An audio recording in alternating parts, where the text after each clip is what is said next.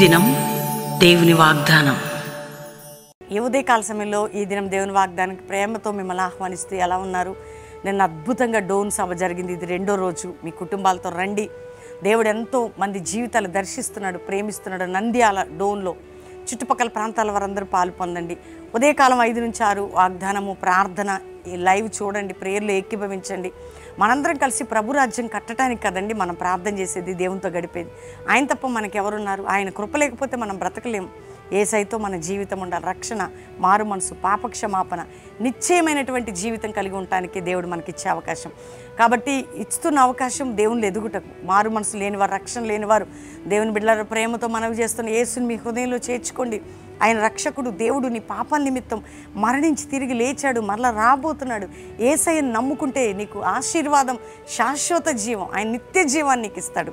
కాబట్టి కష్టాలు, దుఃఖాలు, సమస్యలు ఎంతకాలం అండి? ఎన్ని ప్రార్థనలు అనేది విసిగిపోతున్నారా? ఎంత దుష్టులు లేచారండి మా మీద, అపవాది మా మీద. ఎవ్వరు నిన్నేం చేయలేరు, ఎవ్వరూ నిన్నేం చేయలేరు దేవుని అనుమతి లేకుండా. నీ పిల్లల మీద, నీ మీద చెయ్యి వేసేవారు విర్రగొట్టబడబోతుంది శత్రుకాడి. నీ కుటుంబాన్ని కబ్జా చేసిన దురాత్మలు కాలిపోబోతున్నాయి. నీ ఇంటిని పీడిస్తున్న శత్రువు ఓడిపోబోతున్నాడు. ధైర్యంగా ఉండు సహోదరి, సహోదరుడా. నీ కన్నీరు నాట్యంగా మారబోతుంది. దేవుడు నేను లేవనెత్తబోతున్నాడు. ఒక వాగ్దానం చదువుకొని ప్రార్థన చదువుకుందాం. యోబు గ్రంథము 11వ అధ్యాయము 19వ వచనం. ఎవరి భయం లేకుండా నీవు పండుకుందువు, అనేకులు నీతో విన్నపము చేసెదరు. ఎవరి భయం నీకు ఇప్పుడు? ఎవరి భయం ఉంది? ఏ భయం ఉంది? అప్పుల భయమా? ఆర్థిక భయమా? కుటుంబ పోరాటమా? భర్త భయమా? భార్య భయమా? రకరకాల సమస్యల. దేవుడు ఏమంటున్నాడు? ఎవరి భయము లేకుండా నిన్ను నేను చేస్తా. ఏ భయములో నువ్వు పడకుండా, ఏ భయము నిన్ను పీడించకుండా, ఎవరి భయము నిన్ను వెంటాడకుండా, ఏ శత్రు భయమైనా, ఏ రోగ భయమైనా. అమ్మో వాళ్ళకి క్యాన్సర్ వచ్చిందండి, నాకు ఇట్లా, వాళ్ళకి ఇది వచ్చిందండి, నాకు ఇట్లా, వాళ్ళకి అది వచ్చింది, ఏదో అప్పులు పెరిగాయి, కోర్టు కేసు ఏంటండి, ఇన్ని సంవత్సరాలు మమ్మల్ని పీడిస్తున్నారు. నిన్ను బాధ పెట్టేవారిని దేవుడు విడిచిపెట్టాడు. గుర్తుపెట్టుకో. నిన్ను గాయపరిచేవారిని ఆయన వదిలిపెట్టాడు. నీ కళ్ళారా చూస్తావు నీ శత్రువుల యొక్క ఇదిని. క్షమించి వదిలిపెట్టి ప్రార్థన చేయి. క్షమించు శత్రువులని, దేవుడు చూసుకుంటాడు. కానీ నీకు అన్యాయం జరగదు. నీ కోర్టు కేసు, నీ భూ సంబంధమైన బంధకాలు, అక్రమంగా నీ మీద పెట్టిన నిందలు, గాయాలు అన్నిటికీ దేవుడు జవాబిస్తాడు. కాబట్టి ప్రభు రక్షణ, క్షేమము, కృప, ఆరోగ్యము, దీవెన నా ప్రభు చేతిలో ఉంది. కాబట్టి ఎంతమంది వాగ్దానాలు తీసుకుంటున్నారు? ఏ భయము లేకుండా, ఎవరి భయము నుండి, ప్రతి భయము నుంచి కూడా, ఎవరి భయము, ఏ భయము, ప్రతి భయము, ఇన్ని విధాలుగా దేవుడు నిన్ను కాపాడతాడు. కాబట్టి నీ జీవితాన్ని దేవుడు భద్రపరచబోతుండగా ఎవరు నీ మీదకి రాకుండా, ఎవరి భయము నీ మీద, ఎవరి వలన నువ్వు భయపడకుండా నీకు భయపడేవారుగా దేవుడు చేయబోతున్నాడు. కాబట్టి ధైర్యం తెచ్చుకోండి. నీ మీద ఎవరి భారం ఉండదు. నీ విన్నపములు అనేకుల కొరకు నువ్వు విన్నపాలు చేయబోతున్నావు. కాబట్టి ధైర్యంగా ఉండండి. ప్రభు మిమ్మల్ని వాడుకోబోతున్నాడు.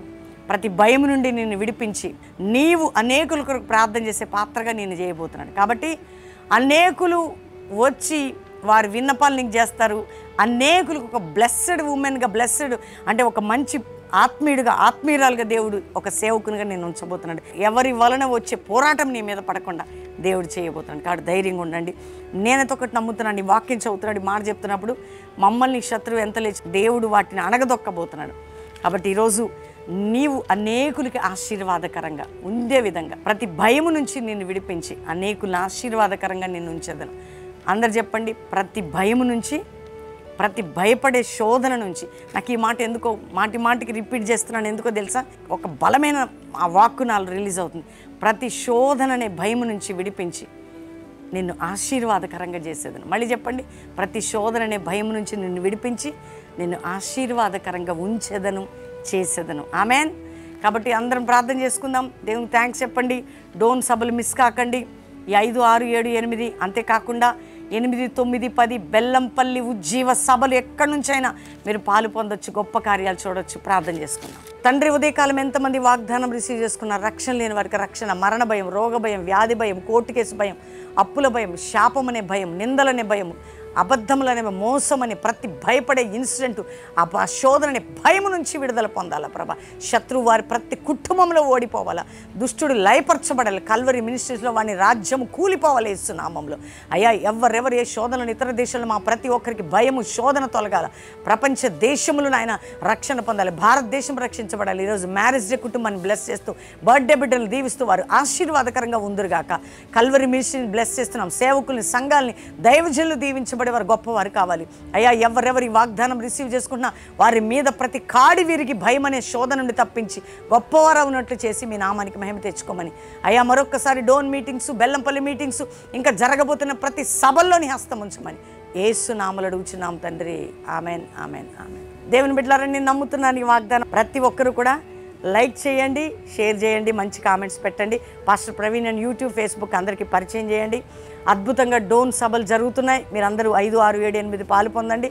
9, 10, 11 బెల్లంపల్లి ఉజ్జీవ సభలు. ఎక్కడి నుంచి రావడానికి బెల్లంపల్లికి రావచ్చు. 3 దినాలు పాలు పొందొచ్చు. దేవుని గొప్ప కార్యాలు చూడవచ్చు. 16, 17, 18 గొప్ప అద్భుతమైన city revival. Hyderabad, Secunderabad, Calvary, promise ల్యాండ్లో సిటీ రివైవల్. దేవుని బిడ్డలారా మిస్ చేసుకోకండి.